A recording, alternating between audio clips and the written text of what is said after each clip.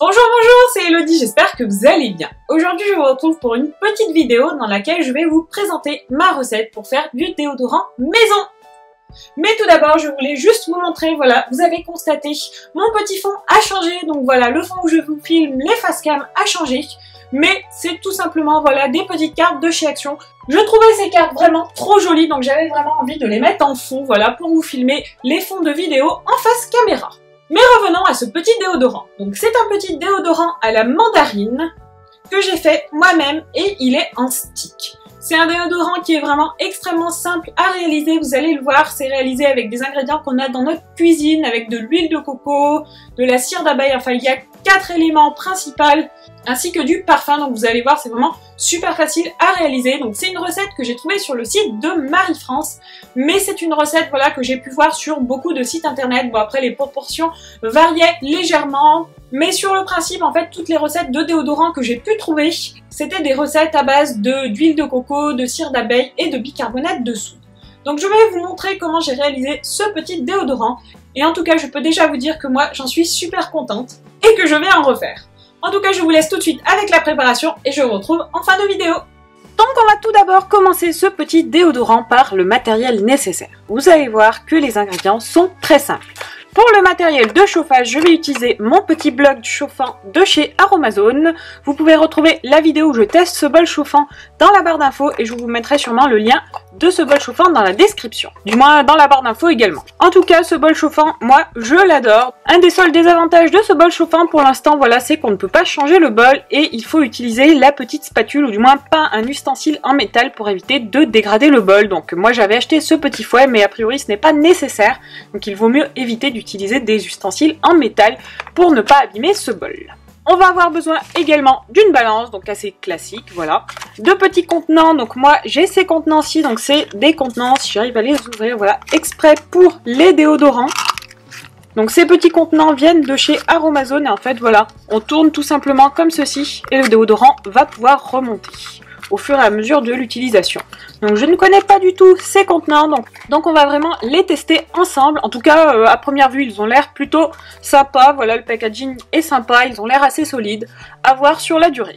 Pour les ingrédients, je vais utiliser de l'huile de coco végétale, ainsi que de la cire d'abeille blanche. Donc cette fois, je vais utiliser de la blanche, j'ai également de la jaune, mais là, je vais essayer d'utiliser la blanche. On va prendre également de la fécule de maïs, toute basique, voilà, moi c'est la fécule de maïs de chez Intermarché, ça ira très bien. Ainsi que du bicarbonate de soude. Et pour le parfum, on va utiliser de l'huile essentielle. Donc moi, je vais utiliser l'huile essentielle d'orange ou l'huile essentielle de mandarine jaune. Je n'ai pas encore décidé, donc on va voir, selon l'inspiration au moment de mettre l'huile essentielle.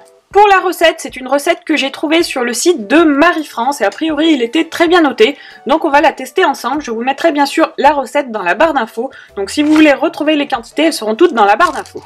Donc on va mettre 8,3 g de cire d'abeille blanche directement dans le bol et on va aussi mettre de l'huile de coco et on va faire fondre le tout. Pour l'huile de coco, on va mettre 28 g. Bon, on va essayer du moins parce que l'huile de coco, vous voyez, à température ambiante, elle est solide. Donc ça risque d'être assez compliqué de mettre exactement la bonne quantité. Hop, voilà, ça ira très bien. Maintenant, ce qu'on va faire, c'est qu'on va faire fondre tout ça donc dans le petit bol chauffant. L'avantage de ce bol chauffant, c'est qu'il permet de faire des petites préparations très rapidement. Voilà, vous n'avez pas besoin d'utiliser de bain-marie. En tout cas, moi, je trouve que ce bol chauffant, c'est vraiment la facilité. Après, bien sûr, vous pouvez le faire au bain-marie. C'est chacun sa technique, je dirais. Moi, je préfère utiliser ce petit bol, mais après, voilà. Certains adoreront utiliser ce bol et d'autres détesteront utiliser ce bol. En tout cas, ça commence déjà à fondre, ça fond super vite, donc ça c'est vraiment l'avantage de ce bol. Du moins de mon point de vue. On va se mettre sur 2 vu qu'il y a des cires. Du moins de la cire d'abeille, ça sera plus facile pour la faire fondre. Et voilà, c'est déjà fondu, donc comme je vous dis, en même pas 5 minutes, tout est fondu, donc ça c'est vraiment génial je trouve. Donc maintenant ce qu'on va faire, c'est qu'on va retirer du feu. Et on va venir mettre la fécule de maïs et le bicarbonate de soude. Donc on va mettre 22,5 g de bicarbonate de soude.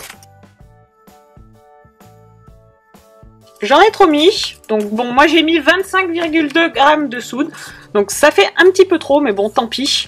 Maintenant, c'est dedans, tant pis. On va brasser tout ça. La texture, pour l'instant, elle reste liquide, donc ça, c'est pas mal parce que j'avoue que j'avais un petit peu peur pour pouvoir couler le déodorant. Pour l'instant, ça reste liquide, donc ma foi, c'est très bien. Je pense que ça risque de durcir au moment où on va ajouter la fécule de maïs. Bon, j'ai ouvert la fécule de maïs, mais bon, j'ai déjà fait un carnage. En fait, j'avais pas vu, mais il y a une petite ouverture facile. Et bien sûr, je ne m'en suis pas servi. J'ai fait ça n'importe comment. Donc maintenant, on va mettre 15 g d'amidon de maïs. Je vais tout mettre d'un coup. Moi, ça sera plus facile pour peser. Même si c'est peut-être pas ce qu'il y a de mieux à faire, j'avoue. Mais au moins, je suis sûre de mes 15 g.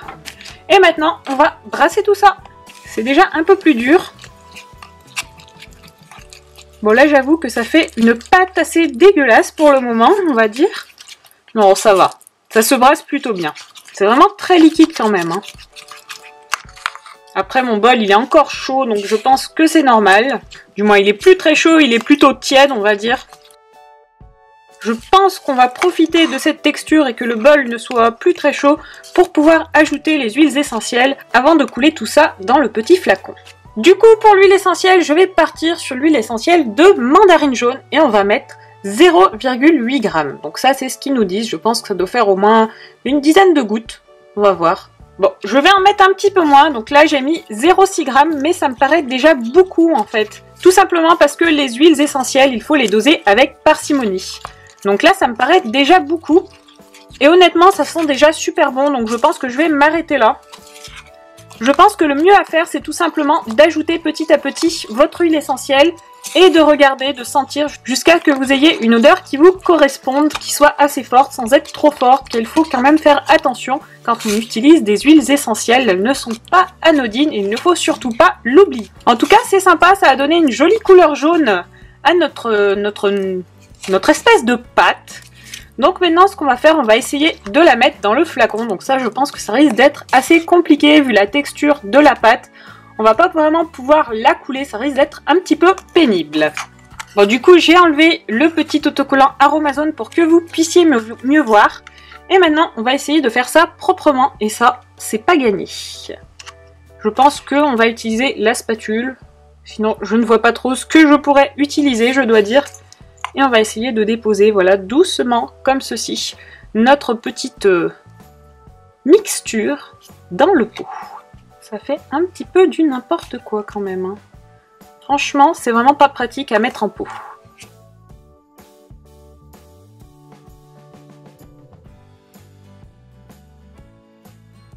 Donc voilà, mon petit pot est rempli. Je suis assez déçue au niveau du contenant, tout simplement parce que je pensais que... Vous voyez, le petit étage ici descendrait plus bas, mais non, donc ça c'est un petit défaut, mais bon. Après, voilà, c'est un pot, c'est un flacon de 50 ml, donc je pense que les 50 ml, ils sont quand même. Mais oui, je m'attendais vraiment à ce que ça descende, donc petite déception de ce côté-là. Maintenant, tout ce qu'on peut faire, c'est attendre le refroidissement complet de ce petit déodorant et tester. En tout cas, niveau odeur, ça sent vraiment très bon. Je pense que l'huile essentielle est assez bien dosée dans ma préparation. Je verrai à l'usage ce que ça donne. En tout cas, pour l'instant, voilà ce que je peux vous dire. Donc, je vous retrouve quand le petit déodorant est sec et je testerai ce déodorant pour vous faire un petit retour dessus. Et voici donc le résultat de ma petite préparation. Donc, après environ 4-5 heures à température ambiante, en fait, le stick est vraiment complètement dur. Voilà, on peut le toucher, il n'y a aucun souci, on ne s'enfonce pas, donc c'est vraiment très bien. Je l'ai testé, ça marche vraiment très bien. En tout cas, ça laisse une impression de frais, voilà, comme un déodorant classique. Ça sent super bon, donc la mandarine, franchement, ça sent vraiment super bon. C'est vraiment trop sympa. En tout cas, moi, j'adore. Niveau tenue, ça a l'air de tenir. Après, je ne l'ai pas utilisé en faisant du sport ou des activités, voilà, plus ou moins intensives. Mais pour un déodorant à utiliser tous les jours, honnêtement, je pense que ça fait le job. Pour la décoration du packaging, j'ai juste mis, voilà, 2 petits stickers avec une petite étiquette sur laquelle j'ai écrit mandarine pour me souvenir que c'est un déodorant à la mandarine au cas où je refasse des déodorants. Car je pense que je vais en refaire parce que je suis vraiment super contente de cette recette. Donc je pense que je vais sûrement refaire un deuxième déodorant parce que j'ai un deuxième stick. vide. Donc je pense que je vais l'utiliser pour faire un deuxième déodorant. Je ne sais pas à quoi je vais le parfumer, mais voilà, je pense que je changerai le parfum pour alterner un petit peu au quotidien. Je pense que ça peut être sympa. Les étiquettes en fait que j'ai mises sont des étiquettes que j'ai trouvées dans un petit blog de chez Action. Voilà, c'est une petite déco toute simple. Je ne sais pas si je ferais plus compliqué. En tout cas, voilà, c'était pour rester sobre, mais pour ajouter voilà une petite touche déco. En tout cas, j'aime vraiment beaucoup cette recette. N'hésitez pas à me dire si vous avez déjà testé de faire de votre petit déodorant maison. Dites-moi ce que vous en pensez. En tout cas, voilà, moi je vous ferai sûrement un retour. Je pense que je vous ferai prochainement une vidéo retour sur les préparations cosmétiques et produits ménagers que j'ai pu faire assez récemment. Je ne sais pas si ça vous intéresserait. Je pense que ça peut être intéressant d'avoir mon retour après quelques temps d'utilisation. En tout cas, je pense que je vous ferai ça. Dites-moi ce que vous en pensez en commentaire, bien sûr. Et quant à moi, je vais vous retrouver très vite pour de prochaines vidéos. Donc j'ai une petite vidéo toujours cosmétique qui est prévu. Je pense que je vais vous faire une vidéo roll-on anti-stress parce que j'ai des petites huiles essentielles pour combattre le stress, l'anxiété, etc. Donc je pense que je vais vous faire ça. Dites-moi si ça vous intéresserait, en tout cas je pense que ça arrivera prochainement. Tout comme ma recette de stick à lèvres que je n'ai toujours pas fait, mais je ne désespère pas de la faire quand je serai arrivée à nettoyer mon petit contenant pour stick à lèvres. En tout cas voilà, j'ai vraiment très hâte de faire cette petite recette parce que j'ai les lèvres extrêmement gercées, donc c'est une recette qui me tient à cœur. Je pense que je vous ferai également quelques petites vidéos loisirs créatifs, donc je pensais vous faire une petite vidéo avec de création avec du matériel de chez Action parce que j'ai pas mal de choses, voilà, j'ai acquis pas mal de choses ces derniers temps, donc je voulais vous montrer un petit peu tout ça en vidéo. Je n'ai pas encore exactement choisi ce que je vais vous faire, mais ça va arriver. En tout cas, je vous remercie encore d'être toujours plus nombreux à me suivre sur la chaîne. Si vous êtes nouveau, bien sûr, n'hésitez pas à vous abonner pour découvrir mes autres vidéos. Vous pouvez bien sûr aller voir mes anciennes vidéos qui sont organisées en playlist. Donc DIY, cosmétique maison, coloriage, voilà. Vous pouvez vraiment choisir le thème qui vous plaît. Et en tout cas, moi je vous fais plein de bisous et je vous dis à très vite. Ciao ciao!